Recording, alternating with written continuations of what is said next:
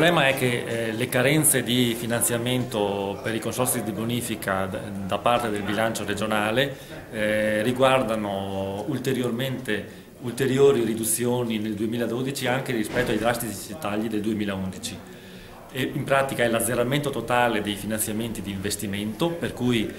la bonifica in Polesine e nel Veneto, ma in Polesine in particolare, non ha più fondi per eseguire manutenzioni straordinarie, e drastiche riduzioni sui contributi per le spese correnti, che riguardano in particolare le spese di energia elettrica per il sollevamento delle acque, che vede particolarmente gravati i consorzi polesani, in quanto a causa dei noti fenomeni di abbassamento del suolo causati dalle stazioni di acque metanifere hanno la necessità di sollevare le acque per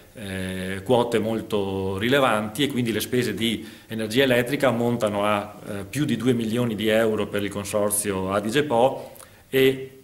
1.600.000 euro per il consorzio Delta del Po, quindi quasi 4 milioni di euro di energia elettrica solo per sollevare le acque. Quello che è emerso è che se si spengono gli impianti idrovoli perché non ci sono i finanziamenti, nel giro di qualche giorno il Polesine sarebbe allagato.